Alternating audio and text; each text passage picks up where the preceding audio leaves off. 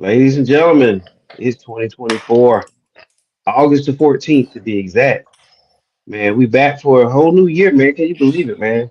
We Oh man, last time I talked to you, Brooks, it was the college football playoffs, the bowl, all that stuff, man, and the bowl season, and we talked about how some bowl games didn't necessarily mean as much as others did. And hmm now look, man, we're back at it again. yeah, we hadn't talked Georgia football in a long time, man.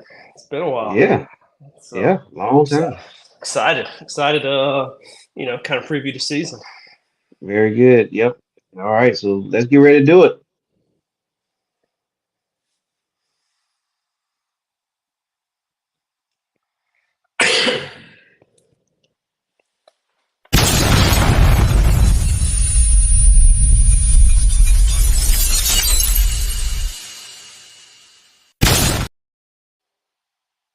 Yes, sir. Damn good dogs. All right, you see him. He's the show. Brooks Case. I'm 411. And I'll say today is our first episode for this season. And what we're gonna do is preview the Georgia Clemson game. Well, what Brooks is gonna preview it. Also, Brooks is gonna give us the insight on what his thoughts of Georgia for this upcoming season. And so we'll tackle a lot of those things and uh and go from there. So what are your initial thoughts and take of your team, Brooks? Yeah, so coming back from coming off a 13-1 season, obviously lost the one game in the SEC championship, which we discussed a lot on this podcast and others. I think that team was one of the four best teams, um, despite them not making a college football playoff. But with that 14 playoff, which is no longer a thing, you can't losing late. We talked about this losing late. Um, it's hard. It's hard to make the college football playoff when you lose late like that, especially in your conference tournament games. So, but I do still think Georgia was one of the four best teams, for sure. And they're returning a lot of firepower. Obviously, with a team like Georgia, the way they recruit, always going to be an influx of talent and an outflux of talent. And again, when we go into the specific areas, we'll highlight, who's out, who's returning, who are the freshmen.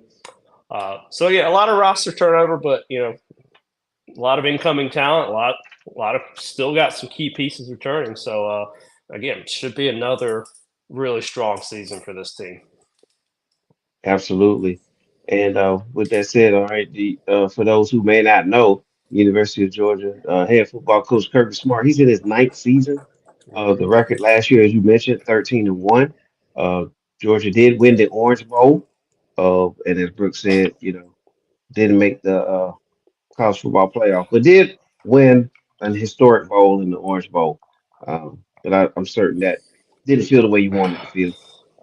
The power rankings for Georgia is going to be first, and some of the predictions already that the quote unquote experts out there have is that Georgia has like a 26% chance of winning the SEC.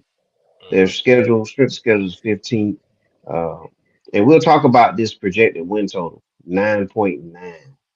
And FanDuel actually has it at 10.5. So I'd love to hear what Brooks has to say about that. And also the recruiting. hmm Georgia is nationally ranked number one in the SEC for recruiting. And definitely got to be way up there overall if you're number one in the SEC in recruiting. So, all right, Brooks. So the table's laid out there. You can take whatever direction you want. Yeah, let's get into it. Let's we'll go offense, defense, special teams. Let's Yes, talk sir. about it. Let's talk about this offense. Obviously, Carson Beck's back.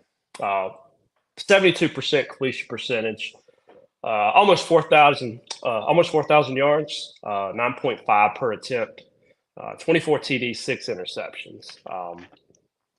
He was impressive last year. The 72% completion percentage, you know, that's the thing I saw from him. He's accurate, and not, he's one of those quarterbacks. If you watch him, he has an arm, but he has arm talent as far as, he can put the air underneath the deep ball and these intermediate throws.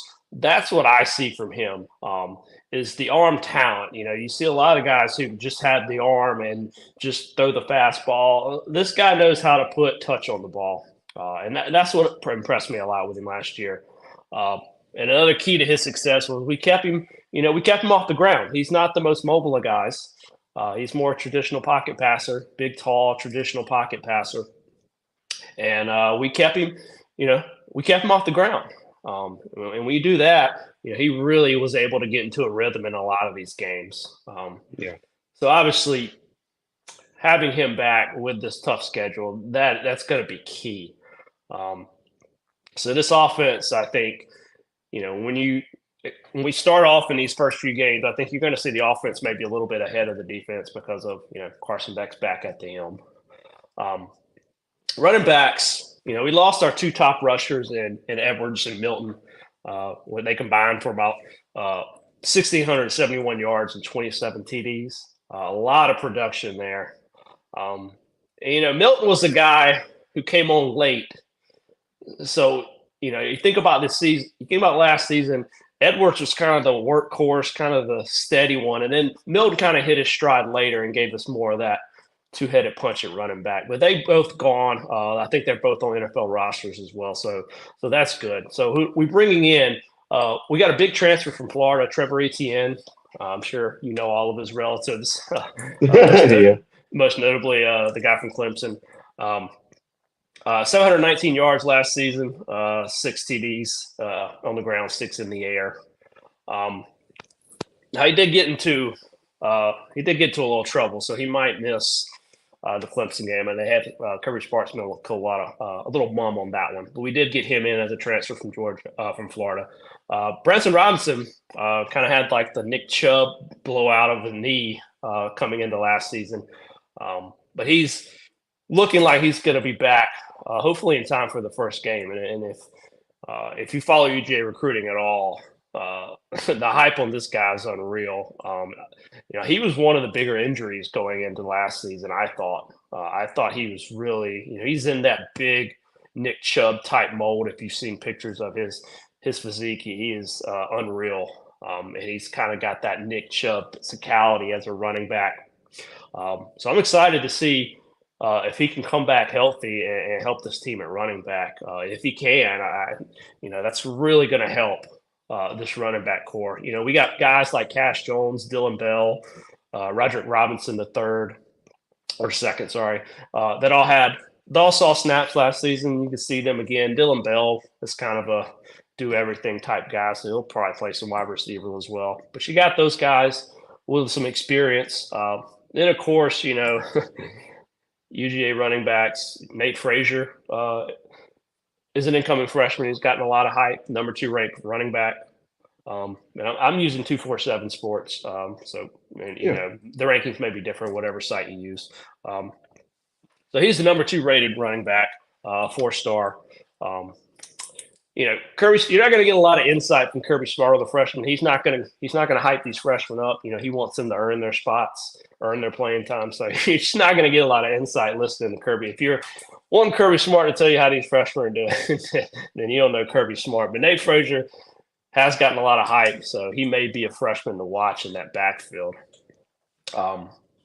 So again, we lost a lot of production, but there's still talent and depth there. So let's move to the tight ends and receivers here. Obviously, Brock Bowers is gone, right? So that's the major thing. I'm going to lump in the tight ends and receivers together here. Brock Bowers is gone. One of the more talented players to ever come out of UGA. One of the best tight ends we've ever had. Blocking, receiving, even we'd hand the ball off. He's a very versatile guy. He's gone. McConkey's gone. Ra Thomas got into some legal trouble and got dismissed. He was the transfer from Mississippi State who had his moments last year, but he got dismissed from the team. Marcus Rosemary Jack Saint graduated as well, and he got drafted, or I think he got picked up as a free agent after the draft. But those are the kind of the guys who are gone. Bowers is Bowers and McConkey, they're the two. McConkey struggled with injuries last year, so didn't have the production. But when he was healthy, definitely a big playmaker for us. So looking at who's returning on the receiver level, you got Dylan Bell. Like I said, he's going to play everywhere, so you may see some receiver time. Dominic Lovett, who was out of Missouri, I liked him. He's solid. Uh, not the most explosive playmaker, but really dependable receiver who Carson Beck relied on in a lot of games. Arian Smith, the speedster, big play threat. Not going to be. He's not going to. You're not going to see his snap count up there, but he is a very fast receiver who you're going to see probably make some big plays down the field every once in a while. So he's back. London Humphreys was transferred from Vandy. Uh, was about a 500-yard receiver last year. But he's an experienced guy who came in from Vandy, so you might see him. Um, Tight end position, Oscar Delp, who we saw a lot as Brock Bowers was hurt last year. You can expect his production and snap count to go up for sure. This tight end room is crazy good. Lawson Lucky, a highly rated tight end prospect, got some plays last year. Those two guys you're going to see. Wide receiver, as far as incoming freshmen, we got the number 24 ranked wide receiver and the number 33 ranked wide receiver, Nitro Tuggle and Sokovi White. So, again, I think receiver is one of the harder places to break in at Georgia because he requires you to block. Our receivers have to be physical and block on the outside. And I think that takes a little bit time to develop that physicality as a receiver. So it's hard to project how these incoming freshmen are going to see playing time. We did get Jaden Riddell, a 4-star, the number 7 tight end in the nation. So he's one to look out for as far as from the freshman tight end. This I'm not gonna lie. This group I do like Oscar Delp, and I think he's going to make a leap this year. But these receivers kind of scare me. I don't. It's hard to see the electric playmaker on the outside right now. Like I said, Lovett's the guy. He's probably the most experienced receiver coming back. Again, you would love. It hurts. It really hurt that Raul Thomas got dismissed. Again, those two together, I would have felt a little bit better. So we'll see how this group pans out. But again, this may be one of our weaker groups on the offensive side. Skipping to the O-line here. This is an O-line. We talked about keeping Carson Beck upright. 13 sacks. We allowed 13 sacks last season. I mean, that was ridiculous. This offensive line was really good in that aspect. Amarius Mims, Cedric Van Pran, both got drafted off the offensive line. Amarius Mims was a first-round pick. We got guys like Dylan Fairchild, Tate Ratledge, who's a very high NFL prospect, Xavier Truss, Jared Wilson. Those guys are all returning and have seen a lot of playing time. We'll see as far as who steps in as that 5th guy. Daniel Calhoun was a 4-star, number 5 offensive tackle. So that's a freshman to watch. And again, when you talk about freshman offensive linemen, that's another one that's really hard to break in as a freshman on this offensive line. I think receiver's hard too. Offensive line also one of those spots where it's hard to project who's going to come in as a freshman and contribute on this offensive line. So yeah, that's kind of the offense. I think. Again, I think running back and obviously quarterback are going to be these strengths. I think Oscar Delp is going to be solid as your tight end. And I think the tight end always, the way we recruit tight end is always going to be, a position that we excel at just because we recruit it so well. You talk about Todd Hartley, the offensive line coach, or the tight end coach who I know pretty well. So the wide receivers, we'll see. But again, this should be a strong group. Yeah, definitely sounds like it. And the way Georgia recruits, it's more of a reload, you know, than a rebuild in situations. And you mentioned the wide receivers, right? Needing to block in that transition. Do you think that comes from maybe, at the high school level, these receivers were more of a star player? Maybe they didn't Yep. need the block. Maybe it was just blown by people and catching 50, 60-yard touchdowns all every week. So Do you think that's part of why that development, like that's a major change right there? Unless you was probably a role player in high school. But these guys I would think were more Yeah, studs. I just man, just watching Georgia in the Kirby Smart era, the physicality they have on the edge, as far as the wide receivers and the tight ends go, the way they have to block, he demands them to block. I mean, I think that's just an adjustment for that's a big adjustment for a high school player. Um, so I've always, I think we have high expectations for our wide receiver. He's not just because you have speed or athleticism. I mean, I don't think that necessarily gets you on the field at Georgia as a wide receiver, as compared to maybe other places because what he demands of you um, from the blocking thing aspect of it. Because UGA is always going to want to run the ball. We're always going to be that pro style offense who tries to be even 50-50 run pass, in most games. And so you got to block on the outside. And yeah, I definitely think that's an adjustment coming out of high school. That's one of the bigger adjustments, I think. Um, but again, we'll see. We'll see. Yeah. And what about Carson Beck? You mentioned him earlier. Last year's name came up a lot, when it came to postseason awards. Do you think we already know that he's a NFL prospect. Right. But what level of NFL prospect do you think he is? And do you think he's a legitimate Heisman candidate for this season? Well, I mean, a lot of times you look at the Heisman, and if you look at whoever's there in the top echelon as you go into the playoffs, that quarterback is just in the Heisman race for So you expect Georgia to be there, in that college football conversation, and SEC championship expectations.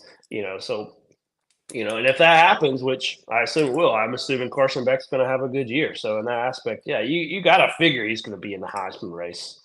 Um, we'll see. We did lose some key offensive linemen. We'll see if they can keep him as upright as they did last year. Um, I guess that's the one thing. That's the one question I have. If he's under pressure, um, can he still deliver? Can he can he deliver the ball under pressure? And I saw that a few times late in the season. Early in the season, uh, I don't think he was pressured as much. And then, I started seeing some good signs late in the season, especially like just staying in the pocket, keeping your head downfield, and releasing it under pressure. Um, so I think that's the thing their NFL scouts, especially, going to be looking for. Can he handle the pressure? Because he's not he's not the prototypical mobile quarterback. So they're going to be looking at can he maneuver around the pocket? Can he keep his head downfield? Those type of things. He has the height. Like I said, he has the height, the arm talent, everything you would want in an NFL quarterback. And I don't expect him to hurt his draft stock any this year. If anything, it's going to stay or improve. I just don't see a scenario where he hurts his draft stock. Um, so I expect him to be in the Heisman race. I expect him. I look at the first round quarterbacks that went last year. And quarterbacks are going to come off the board higher than what they're actually ranked. So you got to expect Carson Beck to go in the first round next season. So Yeah, especially with teams that may have some veterans that they're going to need to replace, what have you. And then there's going to be some teams that can take a shot at having a quarterback like that, where they're kind of not truly certain yet at their QB position right now. So yeah, it'd be interesting to see where he falls when it comes to April next year. What about the defense, man? What is Georgia defense looking like? yeah, so let's get into the defense now. This is a defense last year. Uh, that was 11th in defensive yards per play, fifth in scoring defense, uh, ninth in sacks. They spread out their sacks. It's not one sack artist. They're pretty. If you look at their sacks from last season, they're very spread out. And this is a D line that gave up 77. That was 77th or 37th. Sorry, can't read my handwriting here. They were 30. They were 37th in rush per attempt. So that's maybe where you can look at this defense last year and say, hey, this wasn't a prototypical Georgia defense because we were susceptible to the run. Running quarterbacks gassed us for big plays. There were running backs like I think about the guy from Missouri, for example. They were able to establish. There are a few games where teams were able to establish the run game. That's very unlike Georgia. So Georgia, you think about this defense, very different philosophy from the offense. This Georgia defense just rotates studs in and out, in and out, in and out. So you're gonna see so many people along this defensive line, especially rotating in and out. So let's start there. Defensive line. Not a lot of key losses here. We lost Zion Logue, who got drafted by the Falcons. We got a lot of key returners in that defensive line. Nazir Stackhouse is in his senior season, and very high draft prospect as well. Mikael Williams, 4.5 sacks last season. He's got the potential to up his. He's got that athleticism to get up there and lead this in sacks and surpass that 4.5 total. Warren Brinson's another guy who's returning. So this D line's is going to be. It's going to be solid. Again, I love Stackhouse. I love Mikael Williams. Those two guys are going to anchor that defensive line. Obviously, Georgia's incoming freshman D lines are just littered with studs. We got a 4-star in Nazir Johnson out of Dublin High School. 4-star, number 10 offensive lineman. We also got the number 11 and number 14 defensive lineman. So those are guys. Those guys right there are who you should watch as far as, so I'm thinking about,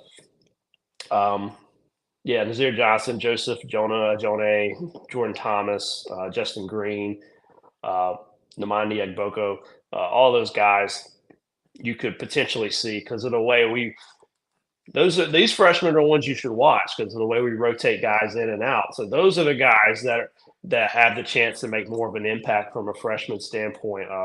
So really watch as they rotate. This is the one where you really got to get your football chops on. You got to watch who's rotating in and out. It's hard to keep track of, as we rotate guys in and out. So, a lot of these freshmen are probably going to get rotated in and see if they can produce. So moving on to the secondary, this probably – it's weird because we've lost a lot in the secondary, but man, this is maybe one of the strengths of this team. This secondary led the SEC in yards per attempt, pass yards, interceptions, and pass TDs. Pass TDs as far as giving up. 14 interceptions. Man, this secondary, by all accounts, was the best in the SEC last season. And we lost a lot of key players, Kamari Lassiter, Javon Buller, Tyke Smith, who was our leading tackler, and he had 8.5, 70 tackles, 8.5 for a loss. That's 6 interceptions and 15 pass defenses between Lassiter and Buller as well. So they were big contributors, and they all got drafted. This was a stacked secondary last season. So who are we returning here? Malachi Starks. Preseason All-American on most accounts, along with Carson Beck, as I should mention. He probably got some love there as well. Malachi Starks, NFL draft, high NFL draft prospect, preseason All-American, 7 pass defenses and 3 interceptions last season. We also did. I didn't even know this. I mentioned it. Jamon Dumas Johnson. At the linebacker level, transferred to Kentucky. So we also lost him. So those were the big kind of losses there. Malachi Starks, of course, coming back. Smile London Jr., second leading tackler last season with 68 tackles. He's going to be a fixture at that linebacker level. C.J. Allen kind of came on late as a freshman and got some play. I was really impressed. He's super uber athletic. So I expect him probably to be penciled in as a starter. Chas Chambliss is a veteran. He's not the most mobile linebacker, but on definite run plays, you'll probably see him in there. Jalen Walker as well. Those are the guys that are returning at that linebacker level. As far as the secondary goes, you got guys like Julian Humphrey, Dan Jackson, uh, Dalen Everett, Daniel Harris, Aguayo, KJ Bolden, all those guys coming back in the secondary who got play last year. So that's going to be a little bit. The cornerback position is one to watch. You got Malachi Starks at the safety position. You got good experience at the linebacker level, even though we lost Dumas Johnson. So your cornerbacks are going to be where you're going to need that we may we may struggle at, and I think you're going to see a lot of rotations early in the season to try to figure out who's going to step up and be our starting linebackers. So that's definitely an area to watch. Like I said, we have a bunch of guys that got snaps last year, but again, your main cover corners obviously are gone to the draft. Yeah. The incoming freshmen for the cornerbacks and linebackers is an absolute joke. Justin Williams from Texas, a 5-star, is the number 1 linebacker in the nation. Chris Cole, a 5-star from Virginia, is number 3 linebacker in the nation. Then you got guys like Ellis Robinson, a 5-star guy from Florida. He's the number 1 quarterback.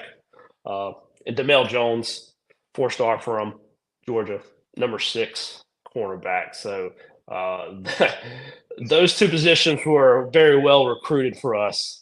So you could see those guys definitely on the field. So the number 1 linebacker and the number 1 cornerback incoming for Georgia. So especially the number 1 quarterback, I'd assume if he impresses, he might see the field, considering the lack of experience, or not the lack of experience, but we just don't have that. We don't have that caliber of returning. We got guys with experience, but not the caliber you would want. So cornerback, that number 1 cornerback in the nation, and the number 6, they may get thrown into the mix. So yeah, that's the defense. Like I said, what worries me here, the quarterbacks for sure. Linebackers going to be a strength. Safety, we're going to be fine there with Malachi Starks. I like our D lineman. So I'm looking at that cornerback position as we start the season. That's what I'm going to be looking at, that, and see if anybody stands out. Do they pick on anybody? Hopefully, we don't get any big play mistakes early in the season. So that's what I'm looking at on the defensive end. Yes, sir. And speaking of that, right, early in the season, we have to jump into the schedule. So I stated earlier, the chance of winning the SEC, uh, pretty high there for Georgia as far as their odds to do that. Strength of schedule is number 15. It's 15th in the nation, and that's That is, that's an opinion by that. It seems like it that's might be a little that bit doesn't tougher. seem that doesn't seem right. But yeah, and then I'm sure you'll get into why that's the case. I know a lot of people looking forward to the matchup at Texas. But just looking at the schedule, um, before we dive too deep into the schedule, let's start with the opener versus Clemson. Local. I mean, I'm gonna call it a local rival, even though they're in South Carolina. I mean, the distance between Athens, Georgia, and Clemson, right? That's just is nowhere. So um, they're both fairly close to Atlanta, which is where they're going to be playing. So, what's your thoughts on the initial matchup with Clemson? What are you expecting to see from Georgia? And even what you think Clemson's going to offer? Are they going to give Georgia a good test? Is this a good game to start off with? Yeah, so Clemson, 12 p.m. This is a noon kickoff for some reason at Mercedes-Benz Stadium where the Falcons play. Clemson 9-4 last season, 4-4 in the ACC. I will say, I was looking over this Clemson roster. Man, they have a lot of returning guys. Um, they returned their quarterback, Cade Klubnik, who was is kind of up and down. Not uh, he was average last year. So we'll see what he does in his second. It's kind of a second full year as a starter. Um, they lost some guys like Shipley and Trotter Jr. Those were kind of their key losses. Shipley brothers, we should all recognize them. They've been in college football for a long Yeah, time.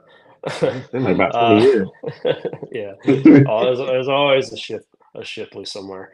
Um, but yeah, they return some guys running. They still have solid people on the running back and the wide receiver end that are returning. A lot of depth on the defensive end. Um, I think this is going to be I think this is going to be a tough matchup, especially putting it at the first game. Um, that's going to be tough because I think Clemson has the experience edge coming into it with their roster. That's the only thing that kind of scares me here. First game of the season, a lot of returning depth for this Clemson team, and the expectations. Uh, you know, this is Dabo Swinney is had some down years now after kind of being up there in the mix with Alabama, Georgia, winning natties. He was up there, and it looks like he's kind of as this, especially as this kind of nil era has taken over. This program seems like it slid down a peg. Um, so I'm interested. I think there's a little bit of pressure on Dabo Swinney to kind of return this program to the upper echelon. Um, so yeah, I think this is a tough opener. UGA's favored by 14 points. Over under is 48 and a half. Um, yeah, you think about you look at this line at 14. I personally wouldn't. I would take the points in Clemson. I just being the first game of the season, and like I said, being in a very having a very experienced roster. Um, The only thing I will say is I'm just not sold on this quarterback, Klubnik. I think if we can get pressure on him, I think it's going to be a long day for him. I just don't, just watching him, I just have question marks there. So, especially on his decision making when he's under pressure. Um, so we'll see. I think UGA wins. I do not think they cover. I would look at this more as like a 10-point game. Do you think it may be a backdoor cover? Like maybe Clemson get something late, garbage time? Or do you think Georgia is going to just be tighter than you expect? And then maybe they seal it late, but it doesn't quite get over that 14. The off, I, I'm looking at a couple things I'm going to be looking at first game is the offensive line. How do they gel? We lost a couple studs on the offensive line. How do they look? Are we keeping, with this experienced defense, are we keeping Carson Beck upright? That's going to be key. Um, I'll be looking at that early. If we can protect, I think this offense is going to score points. Um, so, and the other thing I'm going to look at is this Clemson passing game going to be able to take advantage of a secondary that's still trying to figure itself out as far as who goes where. Those are the two matchups I'm looking at. I'm looking at can that D line get pressure on Carson Beck, and can this passing offense uh, for Clemson can it take advantage? What perceives to be a secondary that's kind of trying to figure it out. They do have their top returning wide receiver Phil Maffa with almost 1,000 yards, a little under 1,000 yards last season. So they got experience coming back from, or sorry, that was the leading rusher. They had kind of a balanced wide receiver room. Um, got a couple guys near 500 yards, so they kind of spread it around on the offensive end.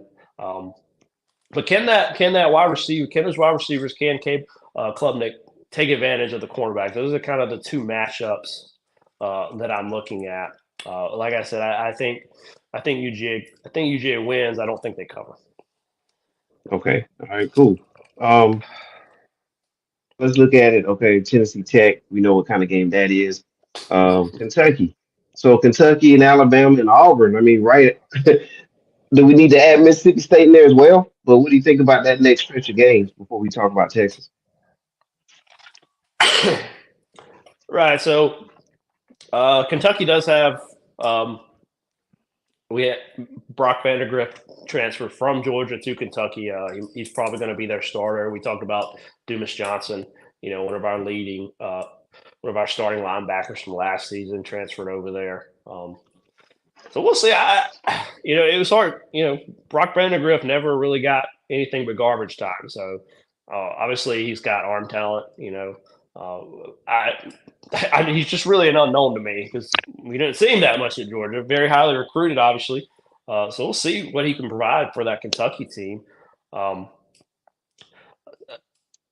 we'll see. I that's really the unknown for me. I don't know how Vandergrift's going to look at quarterback for Kentucky. Their defense, but they're always a solid team under Stoops. So that'll be hopefully. We're not looking ahead to Alabama there because that could be a potential trap game. Um, but I fully expect this team to be 3-0 going to Alabama. All right. Okay. All right. Let's get there. Go deeper into this thing. So, Auburn always is a team that gives Georgia, a run in some shape, form, or fashion. That's another rivalry game. That game used to be real late in the season like that, but I guess with the influx of the Oklahoma and Texas joining the SEC, things are going to Yep. shift a little more.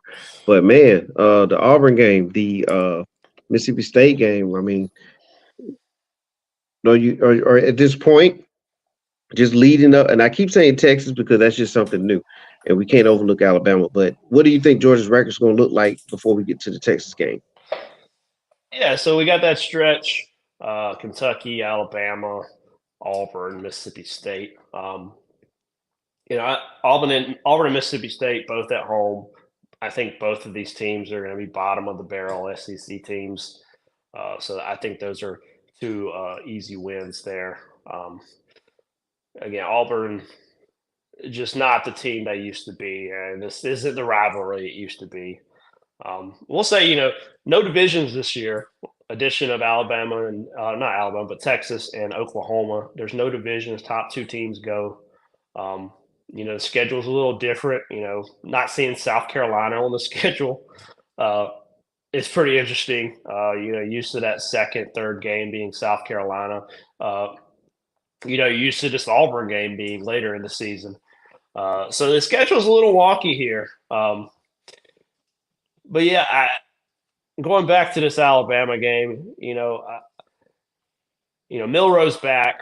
I thought I was very impressed with his performance in the SEC championship game. Um, right now they have UGA as around a 4.5 point favorite. That's going to be a tough game at Alabama. Alabama, we can't sit here. I'm not going to sit here and say that Kirby Smart has had great success against Alabama because he just hasn't. He just hasn't. He's had some wins, right? He had the national championship win, but he's played them. So it's hard for me to sit there and have confidence, especially seeing Milroe. Especially how Milroe performed in the SEC championship game, having him return. That's going to be a close game. I definitely, I wouldn't be surprised if we go into Texas with a loss. Just, but again, this could be one of those things where Georgia has the motivation. They got that loss to the SEC championship game, killed our college football playoff hopes. They may come in, especially a guy like Carson Beck. These guys are returning. They may come in with a little chip on their shoulder, Yeah. and want to beat this team on the road. And get that kind of monkey on their back. Because I do think it's there. I do think, I think there's still that question: can Kirby Smart consistently beat Alabama and take over that kind of big dog status in the SEC? Because again, he's got some tough losses against Bama. He's got Hmm. the one good win, but he's had some tough losses. So won't be surprised if we walk into Texas with a loss. But again, outside of Auburn, Mississippi State, both at home, uh, those two games we should be a win easily. So I definitely a possibility that we roll into Texas with a loss. Well, that one thing you have to not well, you don't have to worry about anymore is Nick Saban since he's not in Alabama Right, anymore. right. So, and with the recruiting, it looks like the recruiting wars for the last I don't know 8 seasons. It's been like Georgia, Alabama, Alabama, Georgia, and so you already have the recruiting kind of on equal footing.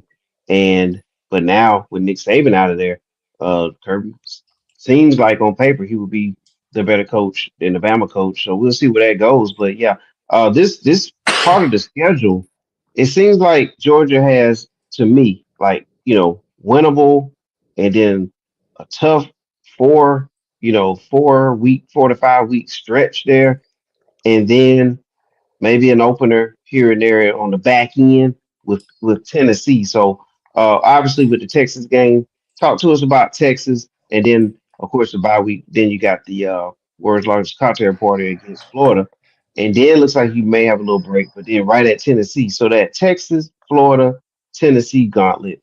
Uh, what are you anticipating at this early part of the season prediction time right here? Yeah, so looking at it after, we got the Georgia Florida game. Uh, we go to Ole Miss, Tennessee at home, and then we end with Massachusetts and Georgia Tech. So obviously nothing to worry about there. Look, this is another one of those games, the Georgia Florida game, that's kind of lost a little bit of its luster because Florida's been down. Kind of like I kind of equate it to the Auburn rivalry. Hmm. These are two rivals that used to be kind of back and forth. Actually, Florida used to be, definitely had not too recent past. Florida was owning this rivalry, but now they're both squarely in Georgia's favor, and they are just not the rivalries we expect. Um, so again, I'm not looking at Florida to do much. I think I think this may be the hot seat for the Florida coach, and I don't know if he survives after this season. The Ole Miss game is going to be tough. Uh, Definitely, again, number 6 in the preseason. That's going to be a tough game. Again, another game that's on the road. Um, but again, another one, I will say, like this Ole Miss team, you know, Lane Kiffin. It seems like they're always just a tier below, right? They're Yeah. just a tier below. And when they play the big boys, when they play Alabama, when they play Georgia, they never seem to can make that step and beat those type of teams. So I do think this game will be tough. But again, I feel like Ole Miss is consistently just a notch below the big dogs in the SEC. Tennessee game, um, I think Tennessee took a real step back last season. I, I wonder.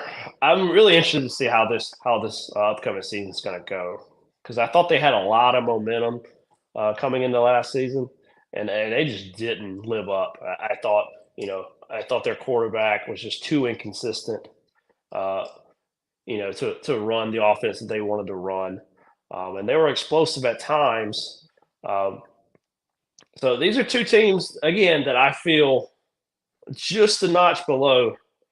Um, I look at Georgia, I look at Alabama, and I look at Texas as kind of that upper tier teams, and we'll see if somebody like an Ole Miss or a Tennessee, um, or a Missouri or an Oklahoma can kind of, or LSU uh, always got talent too. Can any of those teams kind of get to that upper echelon? Um, but you're just looking again at this point in the season. You face Clemson, you face Bama, you face Texas. Like, man, it's good. It's a gauntlet for this team. It's gonna. So when we get into these last few SEC games, I think it's gonna be a grind. Again, wouldn't be surprised, if we drop a game like the Ole Miss game. You know, uh, this is a gauntlet of a schedule. The worst case, you know, what's what scares me about this season is opening against a team like Clemson. You don't get the benefit of just opening with a team that you're gonna smack and just get a win under your belt and kind of get some Right. rhythm and stability going. Uh, and you thinking about worst case scenarios for this Georgia team, losing that Clemson game and having to still play that SEC schedule, that is nightmare scenario. So if you think about worst case scenarios for this team, dropping that first game, that could put on less the pressure it would put on them, you know, to win and to win at Bama, at Texas, at Ole Miss. Uh, that would be tough. So and and to this, avoid a slip up. You know what I mean? Like a slip up game as well. One of those that you just don't expect to be in. So yeah, that would you definitely be running. Starting the race a little late with an opening loss. So we'll see where that goes. yeah, and the thing is, you got the 12-team playoff, right? I think this Georgia team's got to stay in that 2 to 3 loss area. We don't know how the schedule is going to shake out. You get in that 3 loss area, I think it's going to put you on the brink. That's Yeah, going to put you kind of on the bubble, so to speak, of this 12-team playoff. You know, um, you yeah, know, yeah. I think 2 losses, you win the SEC championship. 2 losses, I think you're in, like you're safe. Obviously 1 loss. Any combination of undefeated 1, 2 losses, and the SEC championship, that's going to get you in. Yeah, you're in. Yeah. And now you start talking about the 2 losses, the 3 losses without the SEC title. I think that's where you get on the bubble. 2 losses, maybe not so much. Definitely, you definitely don't want the 3 loss out of the SEC championship game, or didn't make it, or lost in it. That's going to be on the bubble. I still think, you know, again, like I said, 2 and 3 losses with no SEC title. That I think that would worry me. Well, the over under by according to FanDuel is 10.5. Before we get out of here, Brooks, 10.5. Do you feel like Georgia's gonna are they gonna get over that 10.5? Do you feel confident that they'll win It's 11? just a regular season over under 10.5. So, Well, yeah. so, you betting over? You think they're going 11-1? Whew, man, I'll tell you what. We 11 know and factors one. may factors may change it throughout the season, but this is the opener, so we're just getting our open, see, a preview, and it's just a pre look at it. So, I you I mean, know, as a Georgia fan, looking at, even I can't sit here and look at this schedule and say 12-0. Like, I can't do that. I mean, I want that to happen, but 12-0 seems unrealistic. 11-1, man, 11-1 is out with this schedule is still ridiculously good. Um, I'm looking at 10-2. I would not bet the over on this with this schedule. Now, this is just me. This is betting wise. I would not bet the over with this schedule. mhm. I think 10-2 is solid with this schedule. And like I said, you go 10-2, you win the SEC championship. I mean, that's a hell of a season, considering what you had to go up against. And we'll see. Like, some of these games look like, some of these games. There's always games that you don't expect to be big that come under the radar, and by the time we get there in the season, they're bigger than we Right. expect. And there's going to be games we look at right now that are going to slide down. That maybe Ole Miss drops a few games. Maybe I'm looking at that Tennessee game. Maybe Tennessee's dropped a few games by then. Ole Miss, Yeah. same thing. Look, even like a team like Texas playing this SEC schedule for the first time. Like, what do you expect? I think Okay. my hot take is this Oklahoma team, especially. I think they are in for a rude awakening in the SEC. I do think Texas recruits at an SEC level. Um, I love Quinn Ewers. Um, they beat Alabama last season. This is a team that's probably, I think they're going to hold up in the SEC, but there's still that, uh, you know, there's still that question mark of playing, the grind of an SEC schedule. Um, so it's gonna be very interesting. I think, like I said, I think Oklahoma's in for a rude awakening. I think Oklahoma is. going to be middle to low tier in the SEC. Um, That's so the crazy part. That's the crazy part about. I mean, that's why these entities that come up with these lines know what they're doing. Because if this was a 9.5 line, you probably wouldn't even blink and say Georgia has the over on that. But that 10.5, it does make it I tough would because it's the unknown. It's because of I that would one take unknown game. I would take the 9.5. I would take over on the 9.5. 10-2, I think is a reasonable thing for them to accomplish. Um, Yeah, I would just, even a UGA fan, for them to go 11-1, man, I just wouldn't bet on it. I want it to happen, and it very well way, but it very may well happen. But I'm not going to bet on that. Just yeah. looking at this schedule, I just can't. So But you know what helps this year though, like you said, with the playoff opening up even more now, and also you know what? Let's say it is a two loss season. That yep, may be the better scenario than going in, like we said, like last year with the late loss, and that put the team in that precarious position. So I yep. think it's going to work out for you this year. But I we mean, definitely going to dive more into it. yeah, I think like I said, two losses. How does it happen? Right? Are we 11-1 and lose the SEC championship game? Or are we a two-loss team going into the championship game? Those are two very different scenarios.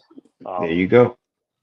because I think if you are 10-2, you finish the regular season 10-2, you go into the SEC championship game. I think there may be a little pressure on them again to win, so they can get to the playoffs, even with a 12 team. Because I think we're talking about three losses, probably putting you on the edge, on the bubble, so to speak. Um, Yeah, absolutely. Okay. Well, man, what an episode, man. Way to kick things off this season. So we'll do whew. this. Well, we're gonna preview. You already gave us a preview of the Clemson game, and then there's a break right after that. I don't think we need to dive too deep into Tennessee Tech, but we will take a look at take a look at Kentucky in that matchup because there are some Georgia Bulldogs that did transfer over there. So if nothing else, we'll get an interesting take there from you on that, and so It'll be we'll keep driving interesting early forward. season game for sure. Yeah, yeah, absolutely. So we'll definitely do that. Any closing remarks, Brooks, before we roll? No, like I said, I'm excited. I'm excited for this season. Uh, when even though it's a tough season, when you get to watch your team play Alabama, Texas, um, Clemson. This is going to be a very enjoyable season. In that standpoint, all these big time games on the schedule. So that's going to be exciting for Georgia. Georgia fans are probably just ecstatic, to watch these big time games. It's going to be exciting to watch Carson Beck in his second season, potential first round, potential number one pick. See what he can do in year two as the starter. Looking at guys like Malachi Starks on defensive end, like what can they bring? We've got a solid linebacker core, a couple studs returning on the defensive line. Um, so I'm excited for all those things, and excited to watch these big time, tough schedule, but really excited to watch these big time games. Yeah, I think that's what beauty. I think this is a good thing. Um, for college football, good thing for Georgia to have these games. Just brings another level of excitement and interest and suspense and see which direction it goes. So that makes it fun. Because again, not only does Georgia have to face a tougher schedule, there'll be other teams in the same conference that have to have these same things, situations going on themselves. So it's going to be interesting, man, to see how things move and shake as we go through the season. Yeah, for sure. The only thing, All right. only the negatives, this is I kind of feel like this happens a lot with Georgia. Their home schedule, just the home schedule. You talk about Tennessee Tech, Auburn, who's down, Mississippi State, who's down. Uh, you don't get Florida. Uh, Tennessee game's probably the one that's going to be the highest as far as that'll draw most of the people's attention. Uh, but just another weak home schedule. So I mean, that's the only kind of downside. We got these big games, but their neutral sites are on the road.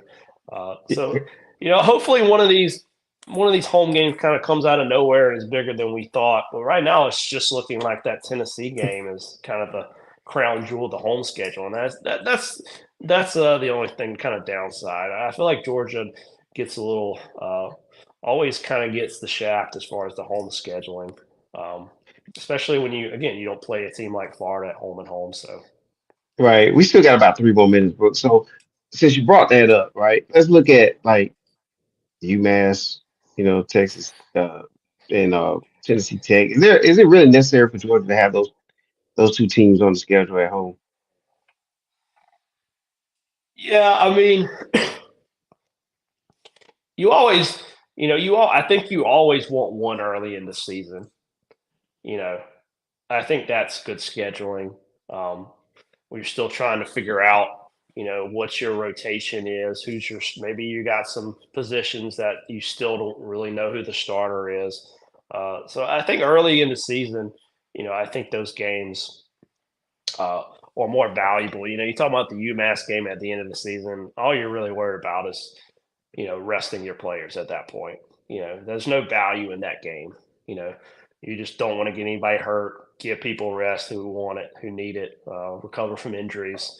So yeah, I mean, they're two different really types of games when you put them at the beginning and the end of the season. Two different types, two teams we're going to beat handily, but they're very different objectives for those two games. Right. I can't, I think Kirby Smart is very, uh, I think he schedules pretty tough, you know, uh, and you got to think about your team. You got to think about you got to balance. You definitely got to think about your team. You balance that schedule. You know, so you don't wear your team out. You play. You say you want to play. Solid competition each week, but that's a grind. I think you need. I think these players need those type of games. I think you coaches who are thinking about their jobs need those type of games. Yeah. To be honest with you. Um, so yeah, I mean, we could talk about the scheduling a little bit, uh, but I mean, it's happening. All the big time programs are going to have these on their schedule. Uh, but you look at Georgia starting the year off versus Clemson. Not much to complain about as far as Georgia scheduling. You play Clemson at the beginning. You got all this tough SEC games, and you want to play Clemson at the beginning. That's a credit to Kirby Smart and his scheduling. I mean, you can't look at this. I know people looked at the schedule last year, and I know we lost Oklahoma. Um, because of their transitioning to the SEC. So people, our schedule wasn't what it could have been last season, and there were a lot of people who griped about that. Can't gripe about this schedule. This is a gauntlet of a schedule. So Yeah. It definitely is. All right. Well, we definitely look forward to it. We look forward to college football season. We look forward to the Georgia Bulldog season. And man, you're gonna have to get join triple option too when we start that up on Sunday mornings. So you can give us your insight because I know you're UGA through and through, but you're also college football through and through, and you can yes, definitely sir. help us out on that show. All right, that is it for today for Brooks to Showcase. I'm just 4-1. Make sure you hit that subscribe button, like, share. The sharing is caring. We out of here.